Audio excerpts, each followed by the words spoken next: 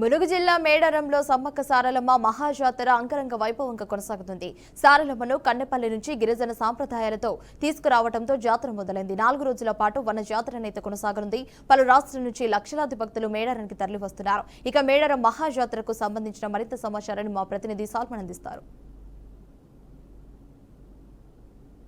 గిరిజన సమ్మక్క సారలమ్మ మేడారం జాతరకు మహాఘట్టం అయితే కొద్ది క్షణాల్లో అయితే ప్రారంభం కానుంది.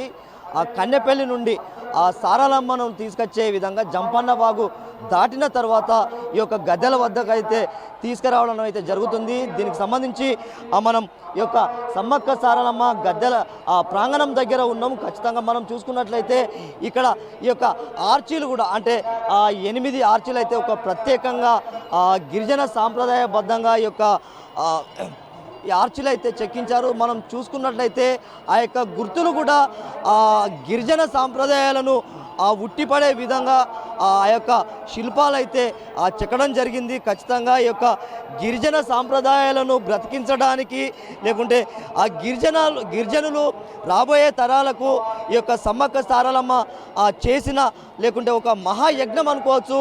పేదల కోసం అదేవిధంగా ఖచ్చితంగా వారైతే రాజులను ఎదిరించి వారు ఒక వీరోచిత పోరాటం అయితే పోరాడారైతే ఒక చరిత్ర ఉంది. మనం చూసుకున్నట్లయితే ఇక్కడ సమ్మక్క గద్దె సారలమ్మ గద్దె పగిడిద్ద గోవిందరాజుల ఈ యొక్క గద్దెల వద్ద చాలామంది భక్తులైతే మొక్కులు చెల్లించుకుంటున్నారు. సుమారు ఇక్కడ 15 కిలోమీటర్ల దూరంలో ఇక్కడ భక్తులైతే పెద్ద ఎత్తున కాలినడకడ నడిచి వచ్చి ఇక్కడ అమ్మవార్లను అయితే దర్శించుకోవడం జరుగుతుంది. సాంప్రదాయ ప్రకారము ఆ యొక్క మొక్కులు చెల్లించుకుంటూ పెద్ద ఎత్తున వారైతే భక్తులైతే పెద్ద ఎత్తున తీసుకురావడం జరుగుతుంది.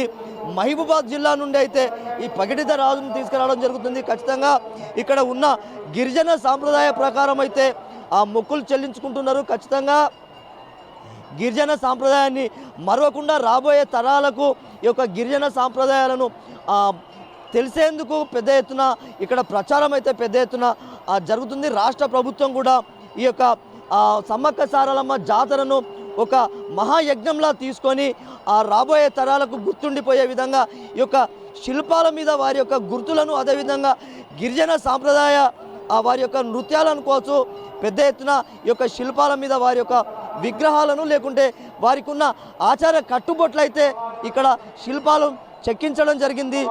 ఇప్పటి వరకు అయితే సుమారు లక్షలాది మంది భక్తులు వచ్చి పెద్ద ఎత్తున మొక్కులు చెల్లించుకున్నారు. ఈరోజు మనం 28వ తేదీన ఈ యొక్క ఆరంభం కానున్న ఈ యొక్క జాతరకు అయితే పెద్ద ఎత్తున వివిధ రాష్ట్రాల నుండి వివిధ జిల్లాల నుండి అయితే కుల మతాలకు అతీతంగా ఇక్కడ గుడి లేదు గోపురం లేదు అనే విధంగా పెద్ద ఎత్తున అయితే భక్తులు తరలి వస్తున్నారు.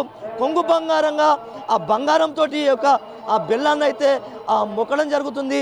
వారి కోరుకున్న కోరికలు తీరే విధంగా ఈ యొక్క కొంగు బంగారాన్ని ఎత్తు పలంగా జోకించడం జరుగుతుంది. అదేవిధంగా కొబ్బరికాయలు అదేవిధంగా గాజులు కుంకుమ ఈ యొక్క భరణితోటి అయితే పెద్ద ఎత్తున ప్రచారం చేసుకొని ఆ యొక్క మొక్కులు అయితే చెల్లించుకోవడం జరుగుతుంది. మా యొక్క మొక్కులు చెల్లించుకున్న క్రమంలో ఖచ్చితంగా మా యొక్క కుటుంబాల్లో ఆ సుఖ సంతోషాలతో ఉన్నామనైతే భక్తులు ప్రతి 2 సంవత్సరాలకు ఒక్కసారి అయితే వివిధ రాష్ట్రాల నుండి అయితే తరలి రావడం జరుగుతుంది. ఖచ్చితంగా ఈ యొక్క మొక్కులకైతే లక్షలాది మంది తరలి వస్తున్నారు. ప్రభుత్వం కూడా ప్రతిష్టాత్మకంగా తీసుకున్నది. అదేవిధంగా ఇక్కడ సుమారు 250 కోట్లతోటైతే ఇక్కడ అభివృద్ధి పనులకైతే శాశ్వత పనులైతే పూర్తి చేస్తున్నది. ఖచ్చితంగా మనం చూసుకున్నట్లయితే ఇటీవల సీఎం రేవంత్ రెడ్డి కూడా ఈ యొక్క పనులను పునరుద్ధరించారు. ఖచ్చితంగా ఈ యొక్క పనులను కూడా ప్రారంభించారు. ఖచ్చితంగా ఈ యొక్క రాత్రింబవలు కష్టపడి ఈ యొక్క పనులైతే పూర్తి చేశారు. ఈ యొక్క మేడారం పనుల జాతరకు సంబంధించి ఎప్పుడైతే ప్రారంభానికి ముందే ఈ యొక్క అన్ని అభివృద్ధి పనులు అయితే చేశారు. మనం చూసుకున్నట్లయితే ఇప్పటికే సుమారు వందలాది మంది భక్తులు లక్షలాది మంది భక్తులు అయితే రోజు వచ్చి మొక్కులు చెల్లించుకోవడం జరుగుతుంది. ఇలాంటి భక్తజనాన్ని ఒక కుంభమేళ తర్వాత మన దేశంలో చూసుకున్నట్లయితే కుంభమేళ తర్వాత ఖచ్చితంగా ఆ యొక్క ఘనత సమ్మక్క సారలమ్మ మేడారం జాతరకే దక్కుతుందని ఇక్కడ భక్తులైతే నమ్మకం. ఖచ్చితంగా కేంద్ర ప్రభుత్వం కూడా ఈ యొక్క సమ్మక్క సారలమ్మ జాతరకు జాతీయ హోదా పండుగగా గుర్తించాలని ఇప్పటికే తెలంగాణ రాష్ట్రంలో ఉన్న వివిధ రాజకీయ పార్టీల నేతలైతే కేంద్ర ప్రభుత్వానికైతే విజ్ఞప్తి చేస్తున్నారు. ఖచ్చితంగా ఇలాంటి అవకాశం మరి రాదు. 2 సంవత్సరాలకు ఒకసారి వచ్చే ఈ యొక్క మేడారం జాతర అయితే పెద్ద ఎత్తున భక్తులు మొక్కులు చెల్లించుకునేందుకైతే వస్తున్నారు. ఖచ్చితంగా ఈ యొక్క భక్తులు ఒక రూట్ మ్యాప్ కూడా పోలీస్ శాఖ అయితే ప్రత్యేకంగా ఏర్పాటు చేసింది.